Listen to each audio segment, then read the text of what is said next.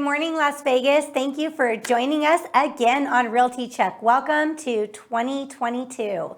We're happy that you guys are watching us. If you are following our show, please take a moment, like, comment, download, share it with your friends. We're getting a lot of traction out there, a lot of downloads. We're really happy to see all the results that we have out there. We would love your feedback on what you want to hear. Some important things that we're going to be bringing in 2022. We're going to start I'm a Las Vegas local, obviously, and I like to encourage, and see things that are positive in our local community. So we're going to start bringing a local community spotlight to the show, where we're going to spotlight somebody every few weeks on the show that is going to just people that are in the community doing great things or small businesses. We definitely love the support of small businesses that are in our local community, and we try to support those as much as we can, as a lot of people in Vegas do. So we are going to start spotlighting those different people in our community and just showing a little bit of what Vegas is like. So stay tuned for that. In addition to that, we're always going to be bringing you real estate news, letting you know what's happening in the news, what's happening in the market, what's going on in real estate, just to keep you updated on what's going on out there. With that, today's show, I'm all alone. So I'm here on the show today by myself just to kick the new year off. I thought it would be great to do a show where I answer a lot of the commonly asked questions. When people call me and they talk to me about real estate, there's a lot of questions that come up a lot, and I just thought it'd be great to do a show where we address those questions and answer those questions that you guys have. As always, before we get started, we want to open the show with inventory, current inventory and price reductions to let you know what the market's doing right now.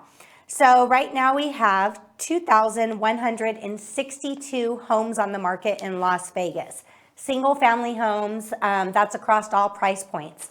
That number is extremely low. So we are still, as was the tune of almost the entire year last year, we're still starting off 2022 with very low inventory, historic low inventory. We'll get into a little bit about what that means is it a good time to buy and all of those things with the inventory the way it is. But before we get into that, I want to talk price reductions. So we're going to, price reductions are basically homes that are on the market that prices are dropping. As many of you know, when you start to see price reductions, that's when buyers will start to think the market's shifting. They see prices dropping. That means prices are coming down. Typically, when you see those numbers in the thousands, that's a huge indicator that the market's changing. Right now, we're at 163 price reductions in the last week. That's nothing. Those are simply homes that may have been extremely overpriced to begin with. Homes that may not be showing attractively, which in any market, those homes will have a struggle. They'll have a challenge of trying to get the buyers in there. But overall, for 163 price reductions, we are not seeing any shifts or changes in the market to turn to a buyer's market. So not yet. That's not happening yet, guys. Sorry about that. To open up with our first question, that we have that a lot of people will call and ask naturally is it a good time to buy right now? With prices as high as they are, and they are constantly raising right now, buyers are concerned. Should I buy a home right now or should I wait till later? And that's a valid concern, and I certainly understand that concern. But one thing that you should keep in mind when you're deciding, overall, the decision of is right now the time to buy, that decision's yours. It does it work for you in your lifestyle? Is this something that you can afford? All of those decisions are definitely something that are individual decisions that you need to make. Along with that, what are you paying for rent? What are you paying your landlord every month? If you're paying your landlord $1,500 a month for rent, yet you don't want to pay $1,500 for a mortgage because you're currently in an apartment and you don't want to be in an apartment or a condo to start out your home, that doesn't make much sense because you're paying that every month for an apartment anyways, and that money's going nowhere. So if your starter home has to be a condo just to get you in the homeownership range, then of course it's the right time to buy.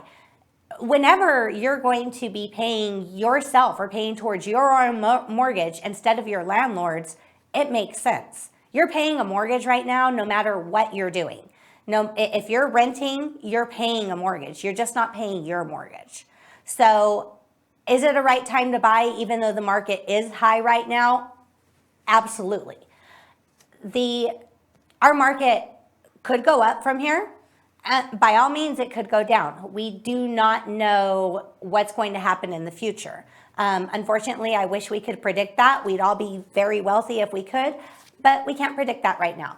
So last year, in the beginning of 2021, when prices were obviously raising and kept on raising, there was a lot of people then that had asked me, right now, is it the right time to buy, or should we wait for prices to go down? And unfortunately, the people that decided to wait for prices to go down are now seeing themselves in a much higher price point. Prices are a lot higher now than they were at the time that, the beginning of 2021 last year. So those people that decided to wait are now seeing prices constantly increase, and they're jumping in now at a higher price point because they don't want to wait for prices to raise even more. And that most definitely, the trends of what we're seeing and the low inventory is definitely an indicator that we probably are going to see prices raise a lot. I know that's hard. It's hard for some people to take in because Vegas has always been a very affordable place to live and a lot lower price than a lot of other cities. But all of the people that have been moving to Vegas, all of the new industries that are in Vegas and remote working has caused our city to be able to take on higher prices, and people within the city are making a lot higher incomes than they were historically in the years before. So that is, it is sustainable. The prices are sustainable so far right now in our community and in our city. So there's no indicators of a price drop. There's definitely no indicators of a crash at the moment. So we do not know if we're going to be seeing that. This could just be the results of inflation, just basic,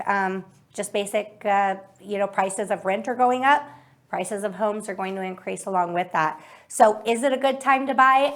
If I were not a homeowner at this moment right now, I would want to get into the security of home ownership and be paying my own mortgage instead of paying my landlord's mortgage. So yes, absolutely, it is a good time to buy.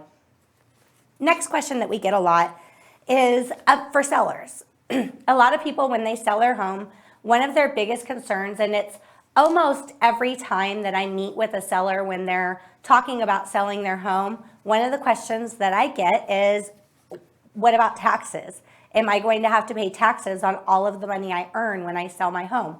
And disclaimer right off the bat, I'm not a tax advisor. I cannot give tax advice whatsoever. So what I can tell you is what I do know at the moment. And currently, we're in 2022 right now, in case you're watching the video in 10 years. So currently in 2022, there is something in place that says that if you own a home and you're a married couple, so husband and wife, or wife and wife, whatever, married couple, you are up to $500,000 of that sale is you will not have to pay capital gains tax on. If you are single and you own a home, up to $250,000 of that will not have capital gains tax. So the tax amount will depend on the price of the home. Now, this is always something, no matter what, I tell my sellers to talk to a tax advisor. Talk to them even before you list, when you're thinking about listing, because if you are going to be above those price brackets that are going to, where you do have to pay capital gains tax, it's not always as daunting as it sounds. So it depends on your individual circumstances. So whatever tax bracket that you are in for that year, that amount gets added to your income for the year. So you want to talk to your tax advisor and see what that amount's going to be. It's not a flat fee amount. There's not an amount that everybody has to pay in capital gains tax that's set. It depends on your individual circumstances. So those are something that you definitely want to review and talk with a professional about before you get into listing your home. And in most cases, most sellers will meet with somebody and talk to them and find out that it's not as bad as they thought it was. So unfortunately, taxes are something that we can't avoid. So you are going to, likely run into that situation. There's a couple of misconceptions out there. And I've only been in real estate for 7 years. So these could be things that were in the past that no longer exist. I don't know, but I hear them a lot. One of the misconceptions that are out there is if I sell my house and I take all the proceeds to buy another house, or I take, most of the money and I put it into buying another house, I don't have to pay taxes. That is not true unless you're doing a 1031 exchange. If you are an investor and the home that you're selling is an investment property, when you sell an investment property and it is not your primary residence for the last 2 out of 5 years, which the capital gains relief that I had spoken about before, part of that is that home has to be your primary residence for the last 2 out of 5 years to qualify for that exemption. If you are selling a home that has not been your primary residence for the last 2 out of 5 years, then that is an investment property and subject to capital gains tax. So there is a thing out there called a 1031 exchange.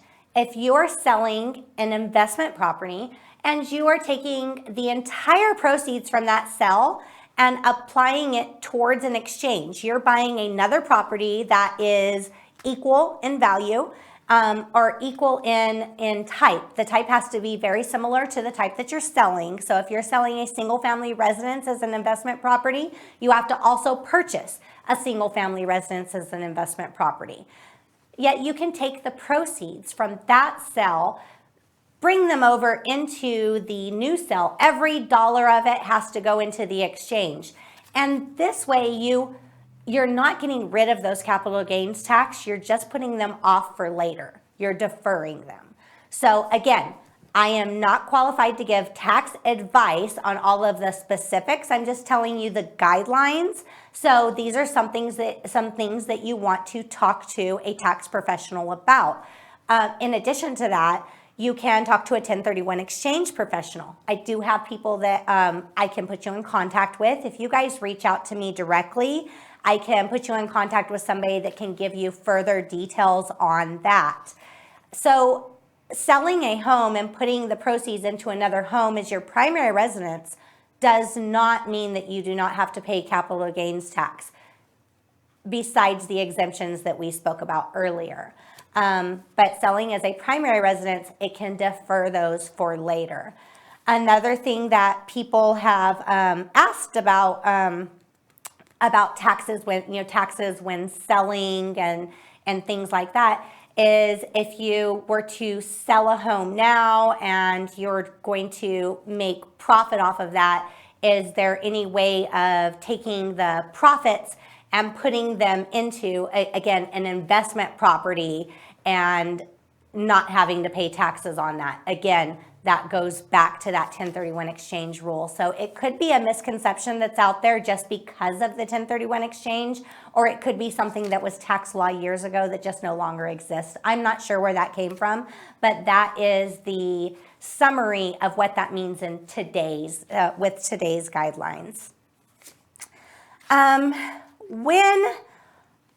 What is a home inspection? Why is it important? And what happens during a home inspection?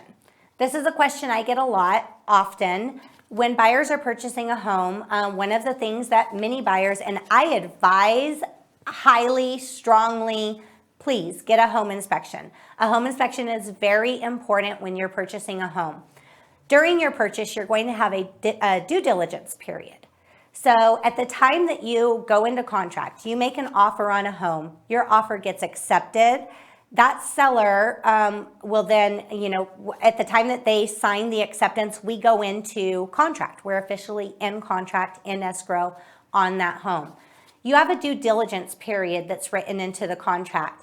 That period, you can cancel your contract for any reason during that period and retain your deposit that you made, your earnest money deposit. During that due diligence period, one of the most important things that you should do is get a home inspection. Is a home inspection part of your loan? No. It has nothing to do with your loan fees, your closing costs, any fees that are associated with the loan. Is the home inspection something that is required? No. By all means, it's not required regardless of what loan type you're in. There is no requirement for the buyers to do a home inspection. Some people think that the appraisal is a home inspection, and we're going to get into appraisals in a minute here. It is not a home inspection. So a home inspection is a third-party home inspector, licensed home inspector, that goes into the home and checks out things on the home. A lot of times they're able to uncover things that the buyer wouldn't have known. So many times a buyer will walk into a home and say, you know, this home looks good overall. I don't see any issues with it. Why would I need a home inspection? Because a home inspector is going to check the outlets. They're going to check the lights. They're going to check the fans. They're going to run the temperatures on your AC to make sure that those splits are where they're supposed to be. Test your water heater, test all the plumbing, run the sinks, make sure there's no leaks underneath. They're going to do a lot deeper and thorough inspection than you can visually do when you're walking through the home. Now, there's nothing magical about a home inspector. They have absolutely no way of seeing what's behind the walls, what's under the flooring, you know, what could exist outside of what is visually able to be seen. There are some things that they look for that are indicators of issues, such as soft spots on the drywall that could indicate water damage, which could indicate a further problem. Outside on the stucco or around the windows, cracking that looks like it is severe and could lead to something structural. So there will be notes for all of those things taken. Yet there are a lot of times where a home inspection can uncover things that the buyers would not typically know about the home. And this could change your mind about purchasing the home. And there's times that buyers have had a home inspection where there was not a lot of major issues, but there was a lot of issues that showed or indicated that the sellers hadn't done any type of maintenance to the home in the time that they've lived there. They let things go. That's something to be concerned about. And there's times where buyers have decided to not move forward with the purchase just due to that reason. And that buyer has every right to do so. So a home inspection does have a fee, of course. It's a third party. But that fee is well worth money spent. At minimum, what a home inspection is going to do for you is give you a to-do list, like a honey-do list. When you get the home, you know, there's going to be things that you're going to want to address over time, and that's just kind of a checklist of things that you're going to look for. If it is little minor things and it's nothing that you feel like is a big deal that's going to hinder you from moving forward, it's at least a list of things that you should address or general maintenance items that you should take care of while you're after you get ownership of the home. During that home inspection or after the home inspection, the buyers do have a right to request the seller to make repairs. It's always an item of negotiation. Another thing that is commonly asked, mostly by sellers, is there a pass and fail? Can you fail a home inspection? There's no such thing. There's no such thing as pass or fail. Every home inspection, and I mean every home inspection, is going to have a list of items. There's always items, brand new homes even, you'd be surprised. There is always a list of items. There is no pass or fail. It's simply up to the buyers and up to negotiations at that point of deciding if the items on the home inspection are deal breakers for the buyers or if the buyers continue to move forward even with the items that are there, or if they're able to work those out with the seller and the seller agrees to do the repairs of the items that are most concerning to the buyers. That's something that we work out through the transaction. There's no automatic pass or fail. So that is not a thing with home inspections. Appraisals. So appraisals, another misconception that we have that buyers have when they're going into a purchase contract is they believe that the appraisal is a home inspection. We generally get this question a lot more on VA buyers. because VA appraisals tend to be a little more strict than some other loan types. That does not mean that they're doing an inspection.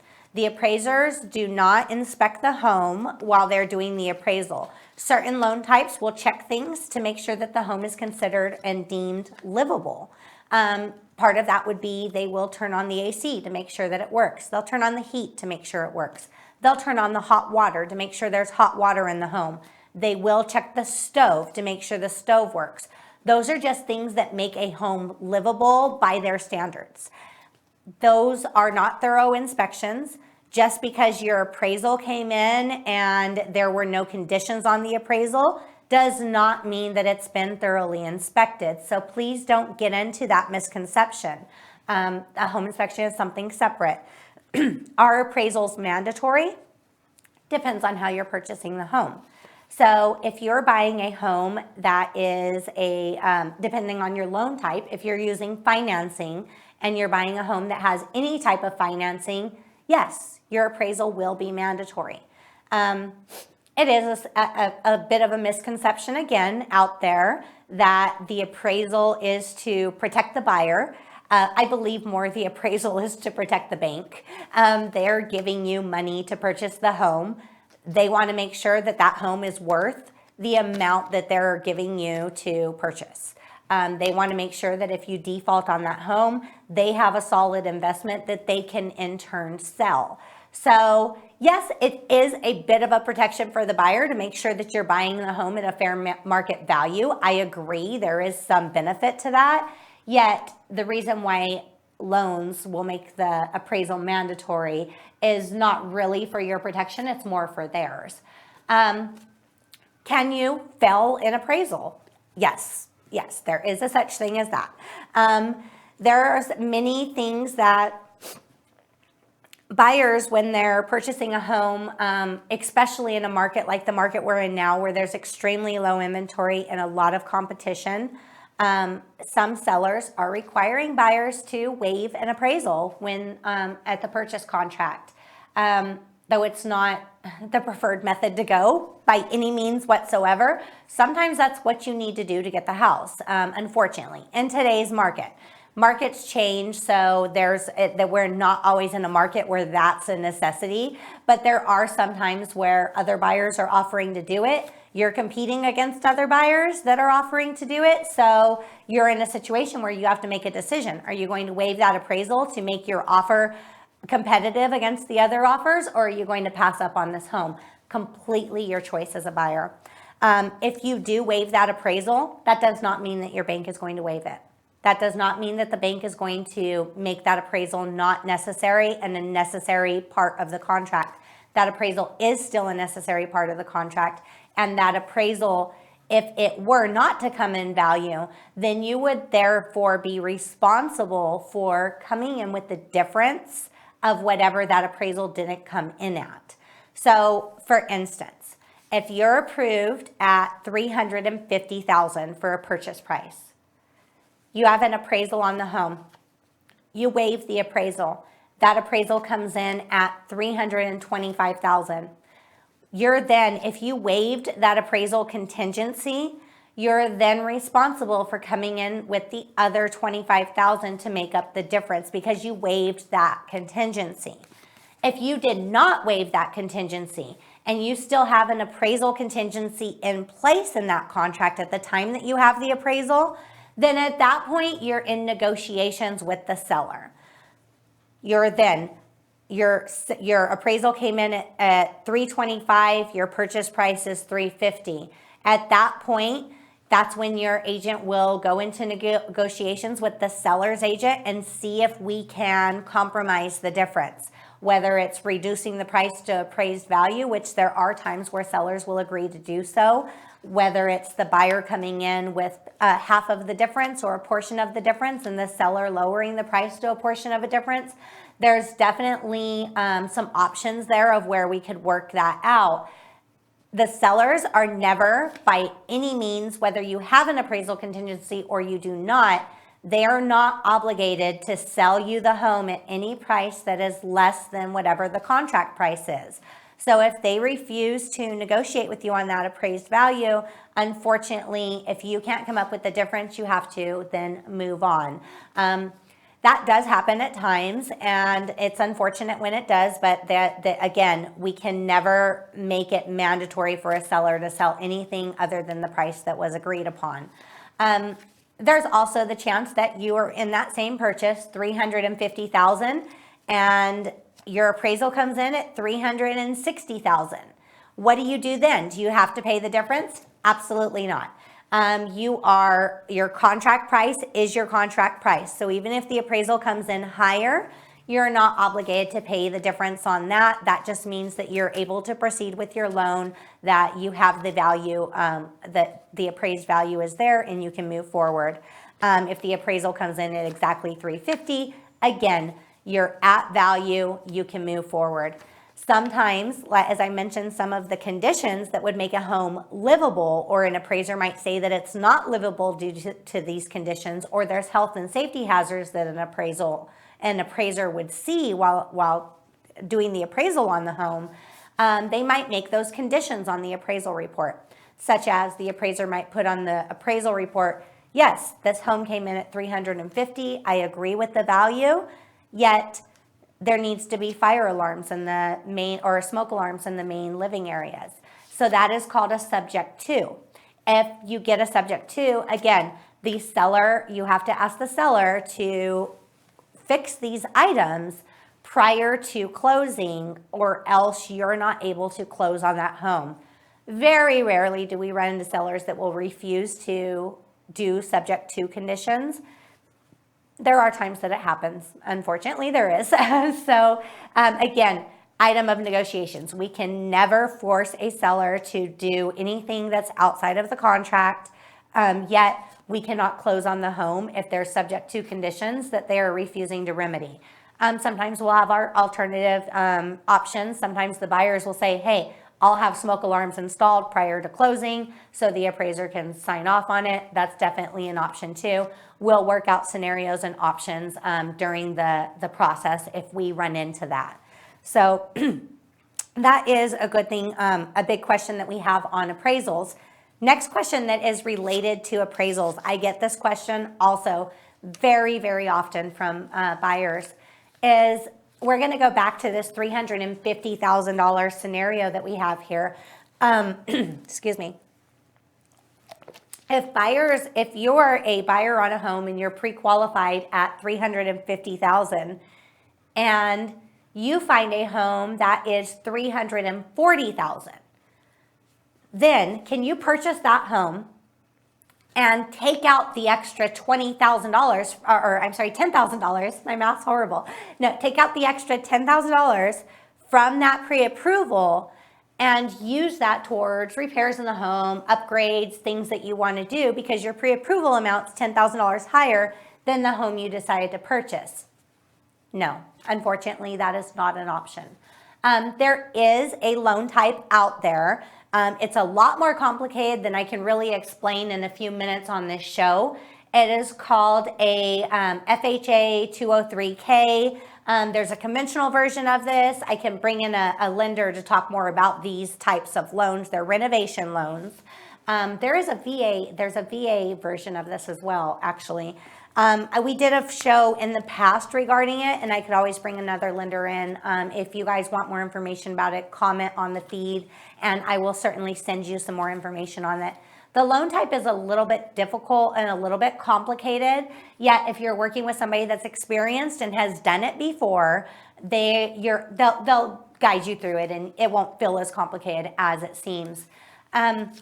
With those loan types, you can actually do exactly that. You can, if your pre-approval amount is up to $350,000, you purchase at $340,000, you can pull out the additional cash for the home only if an appraiser will deem, which they do through an appraisal inspection, of course, is like anything else. If they deem while doing the appraisal that they have a list of the items that you want to upgrade or repair or renovate in that home, they have to deem that after those renovations are done, that the home would be worth the total value. So if you were buying a $340,000 home and you wanted to put $10,000 in new flooring or new kitchen counters or something like that, the appraiser would then have to have a list of the items that you're going to renovate, and he would have to agree that once you do those renovations, that home would be worth $350,000. In that case, they would allow you for having that extra funds taken out. Yet, you do have to have a licensed contractor do the repair work. There's a little bit of guidelines that are attached to that. So those are definitely things that, again, if you guys want more information on that, reach out to me. I can give you more information. But in a traditional loan, if you're approved at, we're just using these numbers as a example, $350,000, and you purchase a home at $340,000, no, you cannot take out any additional money that from your pre-approval. You only get the amount of the purchase price that you are purchasing, and there's no additional funds that come out of that. So your mortgage is just for the purchase of the home, less your down payment.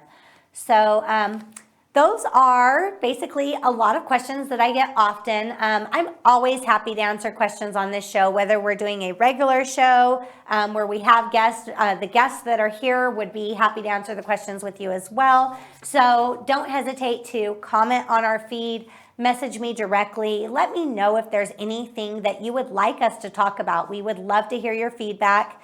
Again, like, comment, share, tell your friends about us. We really appreciate your following. We're very happy with all the downloads that we received this year. So we're happy to see that people are interested and taking some, just taking interest in the show. So join us every week, Thursday morning at 9 a.m. or 9:30 a.m.